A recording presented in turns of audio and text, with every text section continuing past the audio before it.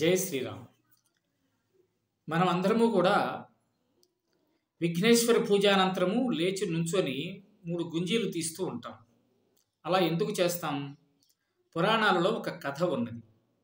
ఒకసారి శ్రీ మహావిష్ణువు తన మేనల్లుడైనటువంటి వినాయకుణ్ణి వైకుంఠానికి తీసుకువెళ్ళారు.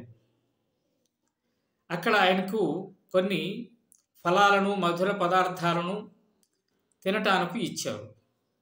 ఆయన వాటిని చక్కగా ఆరగిస్తూ ఉన్నాడు. అలా ఆరగించే సమయంలో అక్కడే ఉన్నటువంటి సుదర్శన చక్రాన్ని కూడా ఆయన మింగివేశారు. అది చూసి శ్రీ మహావిష్ణువు, అయ్యో అయ్యో అదేమిట్రా, అది శత్రు సంహారి అయినటువంటి సుదర్శన చక్రం, దాన్ని మింగేశావు అంటూ ఆయన ముఖం వంక చూస్తే ఆయన ఏమాత్రం మార్పు లేకుండా మిగిలిన ఫలాలను కూడా ఆరగించేస్తూ ఉన్నాడు వినాయకుడు.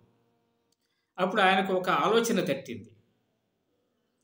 ఆ ఆలోచన ప్రకారం ఆయన లేచి నుంచొని చెవులు పట్టుకుని ఆయన ఎదురుకుండగా 3 గుంజీలు తీశాడు, పైకి కిందకి ఊగుతూ. అలా ఆయన పైకి కిందకి ఊగుతూ ఉంటే విఘ్నేశ్వరుడికి నవ్వు వచ్చింది. పకపక నవ్వాడు. ఆ నవ్వులో పొలమరింత వచ్చింది, దానితో పాటుగా దగ్గు వచ్చింది. వెంటనే ఆయన మింగినటువంటి సుదర్శన చక్రాన్ని బయటకు కక్కివేశాడు.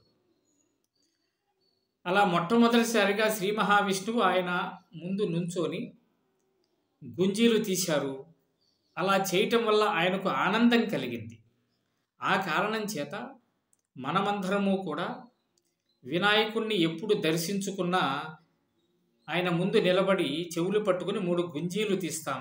అలా చేయటం వల్ల ఆయనకు ఆనందం కలిగి మనం కోరినటువంటి కోరికలన్నింటినీ కూడా ఆయన నెరవేరుస్తారు. జై శ్రీరామ్.